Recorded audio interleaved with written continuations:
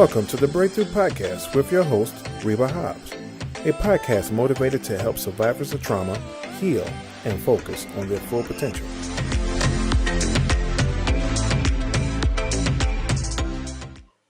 Welcome back to another edition of the Breakthrough Podcast. I am your host. I hope you can hear me. I am your host, Reba. And of course, if you're watching on YouTube, which I hope you are, if you get to watching on the audio, then that's fine. But if you're watching on YouTube, I hope you are. You will see that I don't know if you hear me better or the camera, but I changed up my camera. So what I am trying to do until I get some more lighting and ring lights and everything else for my podcast, I changed to my iPad. One, because my Apple MacBook is tweaking. I don't know what's going on with it. So I'm on my iPad. It seems like it's a little bit better with the camera. So, and I think that MacBook is so old. Somebody gave it to me anyway. So we on my iPad, and I think that's what I'm going to do for now, to be on my iPad until I get better lighting. We are back in my personal room. I keep on trying to do the living room, but it doesn't work for when I get off work. Of course, I work today. So it does not work when I'm off work because the sun is going down and I can't get the right lighting under my face.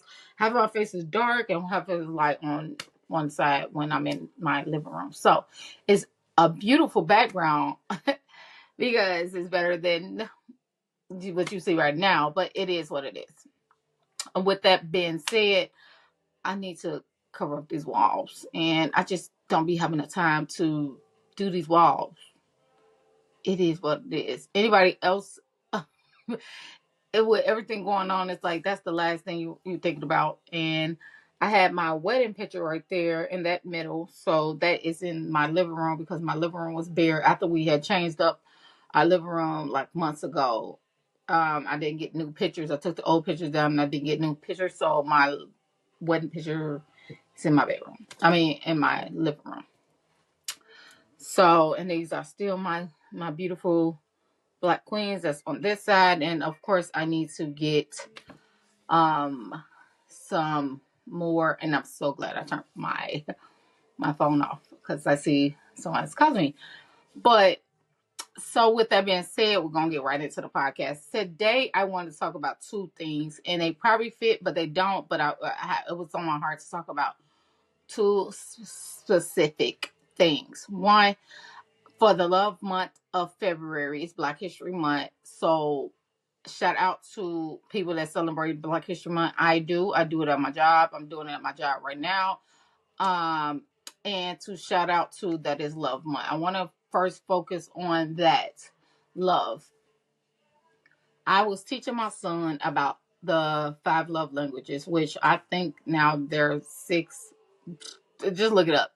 So I was teaching my son about 5 love languages, and I was basically telling him that kind of your character, your personality, and who you are is actually how you will pick your spouse or your mate or and my son is only 17. Let that go and work. But I believe in teaching him about dating, and because he has dated, I believe in teaching him about dating now so he can know, so he won't be a grown man not understanding what relationships is about. Okay.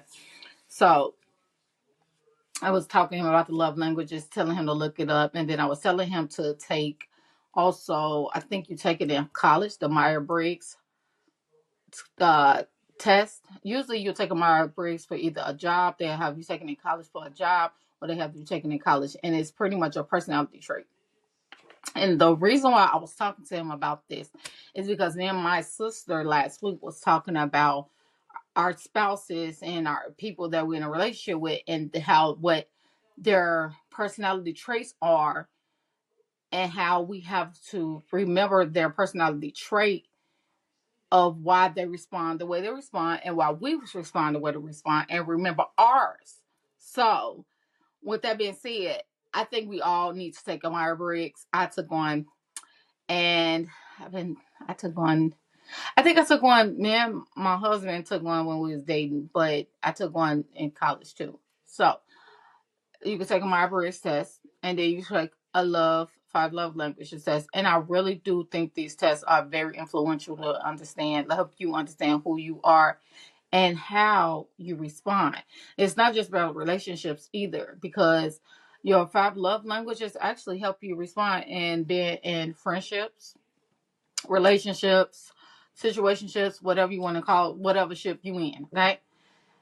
The five love languages help you understand why you are the way you are, and then it's good to know that about yourself. So you, when you on a date or something, he asks, and that could be one of the questions: what are your five love languages? What do you categorize first through fifth or whatever?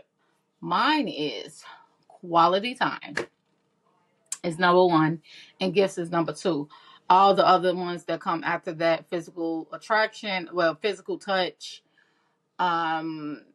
I can't think of the other ones, but all the ones that came after that, they're not on the top tier. So it mine is quality time and gifts. I love gifts, and I love you spending quality time with me. Time is my thing, because one, it goes back to why I have abandonment issues, and I'm still overcoming abandonment issues. Quality time, I need to know that I'm important to you when you spend time with me. And two, gifts is because I am the kind of person that I usually like to be shown that you appreciate me with gifts. Flowers is my thing. But it could be any gift. It don't matter. And I'm kind of like a easy peasy person, small.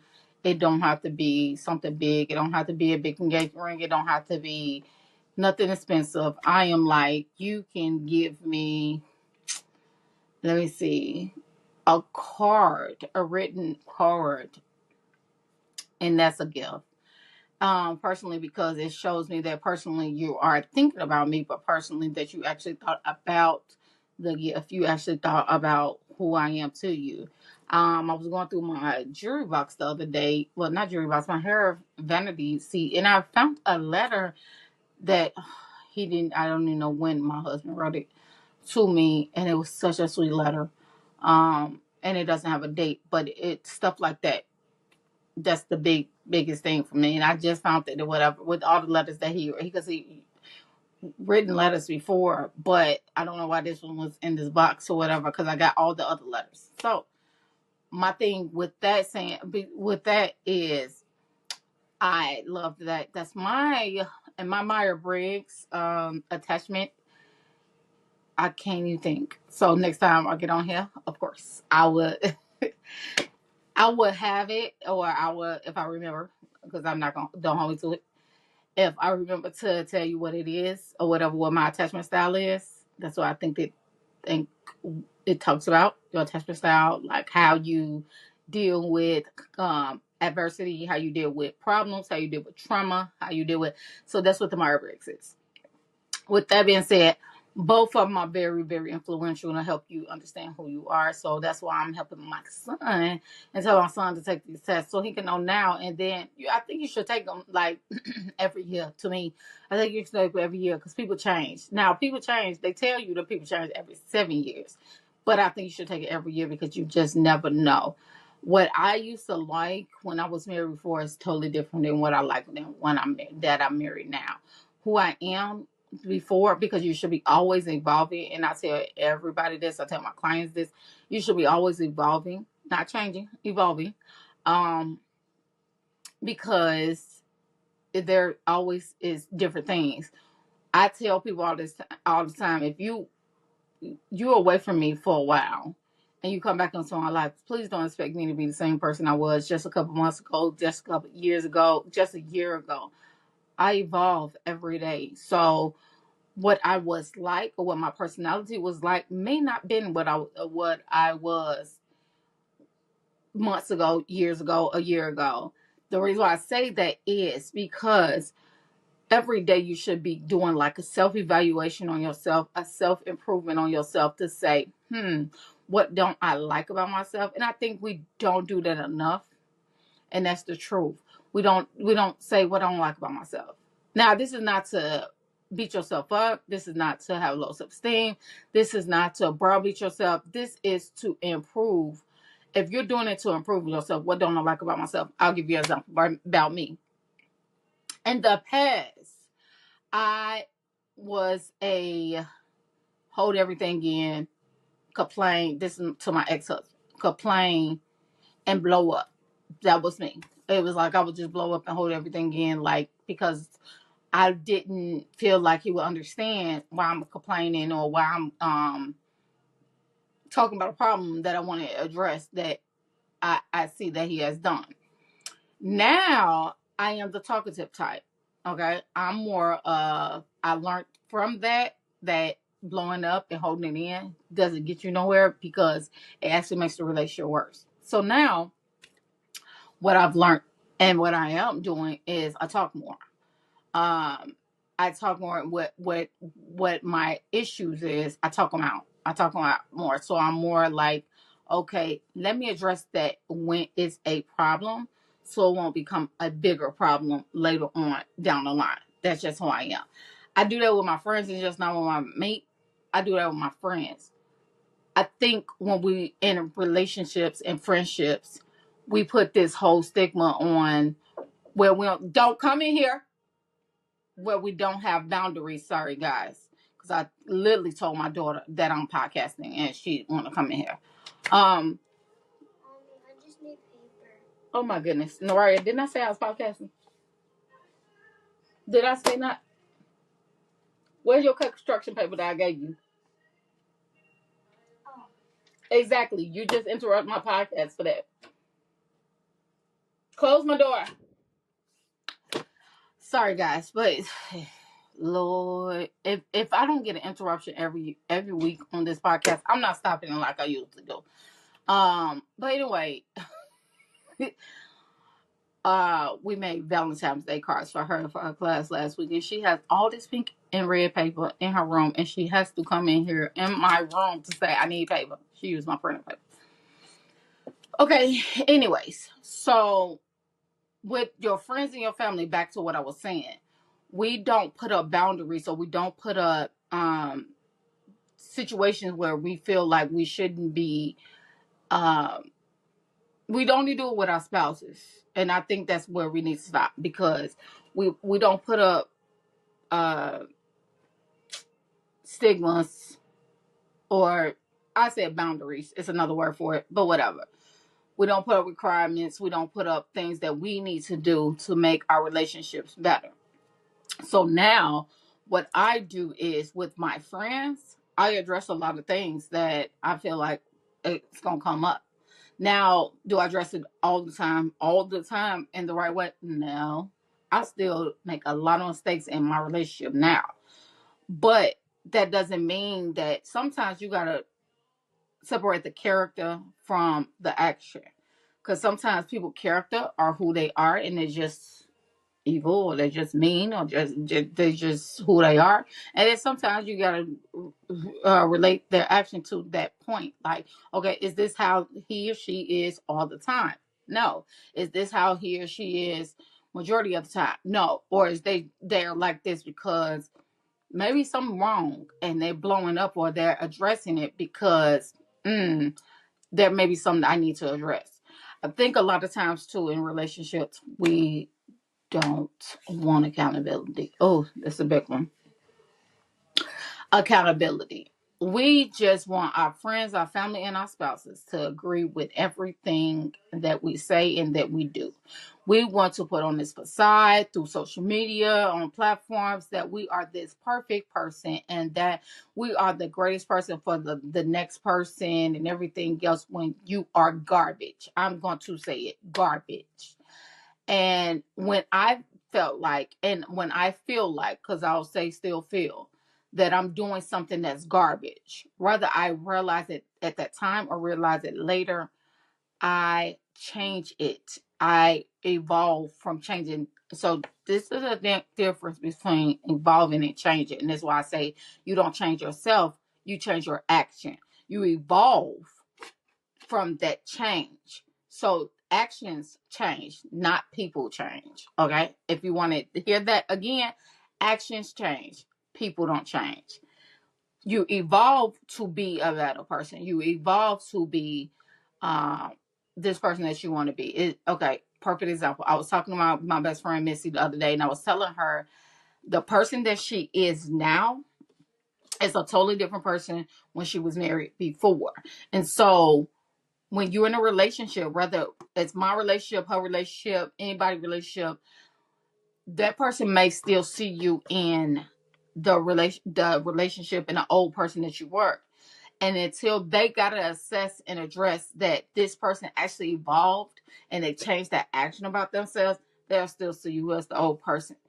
And it gets to the point where you got to want accountability for yourself, but that person got to want accountability for their actions too. It gets to the point where you also have to have an accountability partner to say, okay, can I be real with you and tell you that you was wrong in that situation?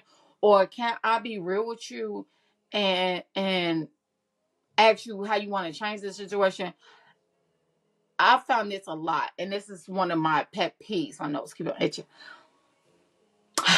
People that stay private, right, with the issue or the situation or whatever, and then the people that know what's going on, and then they don't do anything. They like, oh, I'm just gonna say to myself, or they don't want to hold the person accountable. No, that's the problem. Nobody wants to hold accountable. If I got a best friend like with Missy, or what I'm saying, my other friends, associates, if I have a best friend and I know that, okay, they're doing something that they need to be held accountable for, I'm going to say it. I'm going to call them up on the phone and I'm going to say it. This thing where I'm staying out of it, it's just crazy to me, because how do you iron sharpen iron? How do you want somebody to be better? How do you want your friend to be better, or your mate to be better, or your spouse to be better, or whoever you with to be better, if you don't hold them accountable, or if nobody can hold you accountable? That irritates my soul, because it just seems like, especially in marriage, I'm sorry, I'm going to go on this tangent about marriage. Marriage should be the biggest accountability that y'all have. I'm sorry. There should be, if you can't hold your spouse or your mate accountable or whatever in marriage, you should be having some accountability partners on the side, whether it's a friend, a family, a minister, a pastor, whoever it is, to say, you were wrong. No, you need to change that. And then it's still up to the person to change what they need to change. But the whole I'm staying out of it, that irks my soul. Because if everybody's staying out of it and everybody stands to themselves, who is changing? Who's evolving? What actions are changing? And what person is evolving? Nobody. Absolutely nobody. Everybody just going around like a monk or a mommy or whatever you want to call it, and just being their ugly, bitter selves. This goes back to the word, when we're changing and evolving in God, and we're changing behaviors in God, and we're evolving to be a better Christian and a better person in God. There was accountability in the Bible. There was always accountability in the Bible. That's the reason why it says iron sharper iron. So that means that if I can't see something that I might not think I'm doing something wrong, the other person may be wrong 110%. But I might need to ask somebody to look at it in a different way. This whole I'm staying out of it, or I'm just going to let you vent and listen, and then nobody says, but your actions were wrong. Maybe you need to do this and reconcile, or it bothers me. That's why nobody take marriages seriously now, or whatever. I do, but it's a lot of people, and a lot of people in the church don't take marriages seriously. Everybody think marriage is just something you can jump in and get out of. Nobody looks at it as a covenant. Everybody looks at it as a contract. It's just something that you can be like, okay, if it ain't going my way, I can just do whatever I want to do. I could be this ugly person I want to be, and nobody's gonna hold me accountable. Well, when you make them vows, for better or for worse, that's what you made the vow for, sickness and health. That's what you made the vow for, And then say you wrote your own vows. Those vows, you didn't make those vows to just be the same person. Marriage, and this another thing we was talking about. Marriage is not supposed to make you happy. I want to say that one more time. I probably say it 2 times. Marriage is not for your spouse to make you happy. Marriage is for your spouse to make you whole. People ain't going to hear that. You're supposed to be a happier person when you come into that marriage and that relationship. Okay? If you can't find something that makes you happy every day you get up and you just a miserable person, you got to do a deep self diving into yourself. You got to ask yourself, what is wrong with me? And am I even pouring into myself, or am I accepting people to pour into me? Or am I just being this numb person? Am I just existing, or am I living? A lot of people walk around, 90% of people in this world walk around just existing. They go to work every day, they come home every day, and they just exist. They don't do anything to make themselves happy. They get in these relationships and then think a mate or a spouse is supposed to make them happy, and that's a lie. That's a lie from the pits of hell. Marriage is supposed to make you whole. What it does is, why it's making you whole, you both two people that are imperfect people and y'all healing together. It's a journey that y'all are taking for forever, until death do you part. Then you get healed together. That may be something you don't like your spouse doing. That may be something you don't like your spouse saying. There is something that in accountability goes back to accountability that you have to address within yourself, or you have to address with your spouse, and you heal, or they heal. There's no marriage, to me, I'm sorry, in my opinion, that two people ain't wrong at the same time. One can't always just be right. Both of you wrong. Okay? Both of you are wrong. Because even though, and I do believe that one could be right to the point of fact spiritually, meaning if the other person is not adhering to the will of God, then yes. But if you're going to not adhere and both of y'all fighting the demon in each other, and you're fighting a spiritual battle more than a physical battle, and you don't think that it's a spiritual battle, you think it's a physical battle, then why did you get married to that person? Why did you say I do? Okay. My thing is, with accountability and with love languages and with the Myers-Briggs test, get to know yourself, get to love yourself, get to know who you are first before you even get in a relationship with anybody. Okay? Because marriage is not going to make you happy. Another person is not going to make you happy. Marriage is supposed to make you whole, which means they're supposed to bring out those flaws. Marriage is going to bring out the ugliest, and I say the ugliest person in you that you didn't even think that you had. But once you break down those walls, and once you break down the integrity, and you break down the accountability, you break down all the hurt and the shame and the childhood trauma. There is so much childhood trauma in marriages that people don't even understand that they bring in marriages. Okay? Once you break down that childhood trauma, and once you break down who you are, it makes you better. But you got to want to be better.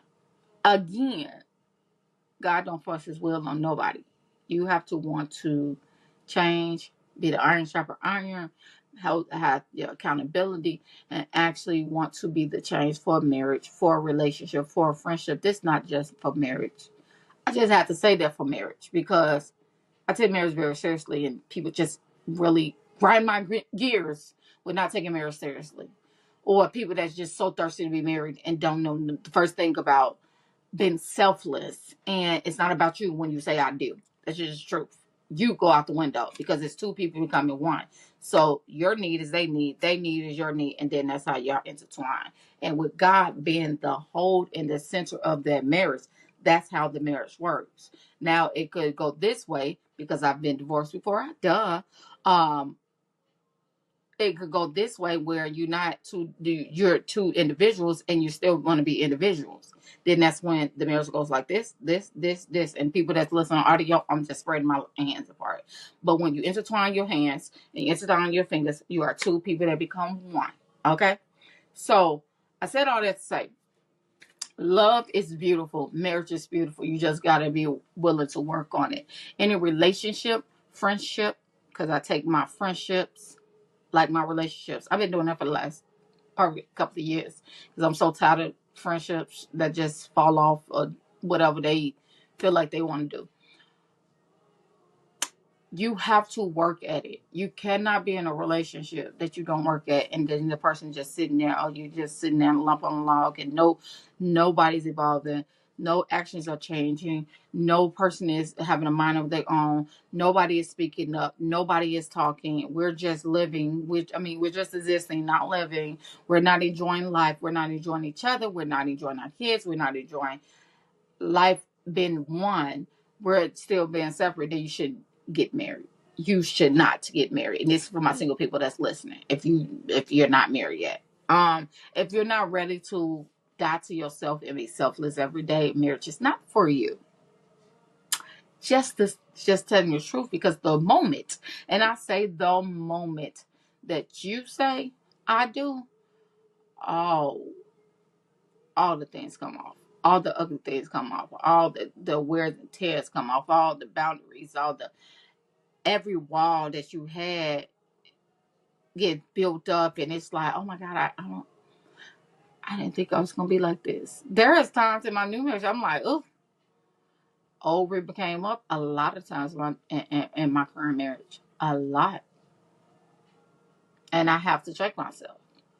I have to be accountable. I have to address that there are times I hurt my husband because of things I said or things I did. I'm not perfect, but what I do realize, though, that's part of marriage. I'm not walking away. Now, I've may said things to say I think I wanted to walk away, but I'm not walking away. And so that's what I say. We're not perfect. Marriage is not to make you perfect, and marriage is not to be like, oh, I got it all together. Because there's a lot of men that think they're supposed to have it all together before they get married. I just don't understand that one. But that's a man thing, because I'm not a man. Financial and all this other stuff. But being a provider ain't just being a provider for finances and money. Being a provider is being a provider for her mentally, spiritually, number one, spiritually, mentally, and physically. Okay? Finances actually is probably last, because if you are intertwined and you're doing all the other things as a provider, the finances will flow. I promise you they will. And then there may times that you might not have the finances. You may be the man that's going to be low on the finances. She got to go out and she got to work. So, but you're still a provider. Still, I mean, you still going to be providing for her mentally, spiritually, physically. There are needs. There are still needs besides finances in a marriage. And if a lot of men would understand that part, I think there'd be a lot of happier marriages. I think a lot of women, if we will understand that we are there to help them, and not because I will tell you, I'm a nagger, not nag them. And I'm working on it. I'm still working on it now. And help them to see who they are in our eyes, and also with God, though, who we married, who we said I do to. I think most marriages will be much better. Number one, I think we need more accountability in marriages, and people need to just stop saying they're going to stay out of it, because that's the problem. That's why divorce rate is so high, because everybody's staying out of it, and then makes are going to courthouses to file for divorce, because everybody's staying out of it, and nobody want to be hold nobody accountable.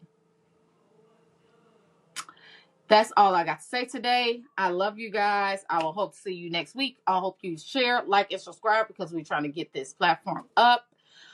This is the Breakthrough Podcast. If I said something that you liked, let me know. If you want to share it out, share it.